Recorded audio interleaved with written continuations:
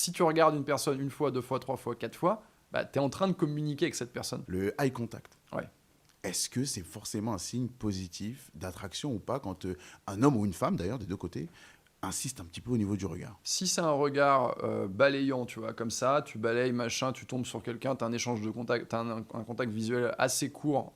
Mais bon, ça, c'est tu vois, c'est du hasard. C'est je regardais là comme j'aurais pu regarder la plante derrière, Ouais, tu vois. ouais. Maintenant, si tu as un contact répété, c'est un langage, en fait.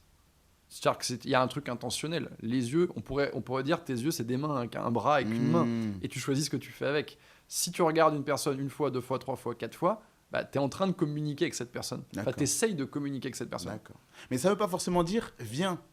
Parce que tu me disais tout à l'heure, quand tu parlais de moi, tu m'as dit tu rentres dans une pièce, on te regarde. Mhm. Tu sais, on te voit en tout cas. Pas on te regarde, mais on te voit. Ouais.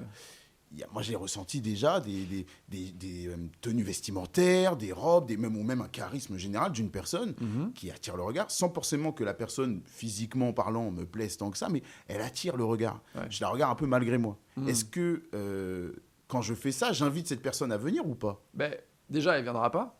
si tu parles si t'es dans un cadre où tu veux attirer une femme à toi, c'est assez improbable qu'elle se déplace, tu vois. C'est vrai. Juste parce que Qu'elle tu l'as traverse regardée. la salle pour... Non. C'est plus, on est plutôt, c'est assez archaïque ce que je dis là, mais ça reste néanmoins vrai, tu vois. C'est-à-dire qu'on est plus dans l'attente de l'inverse. D'ailleurs, les femmes se plaignent beaucoup que les hommes ne le fassent pas assez. Ouais. J'ai beaucoup de femmes qui me disent ouais, les mecs abordent pas ou n'abordent plus, tu vois. Et ça, pour toi, le MeToo, c'est une fausse excuse. Ça a forcément eu un impact, bien sûr, mais je pense que, tu vois, pour travailler quand même avec des mecs, quand sûr. t'as un mec, il y a une femme qui lui plaît, tu vois, t'es dans un lieu de vie, t'es dans un coworking, n'importe quoi, il y a une femme qui lui plaît, il va la regarder. Ouais. Il va la regarder et il va tout de suite se dire, ok, comment je peux influencer en fait sur la situation pour essayer de créer un rapprochement.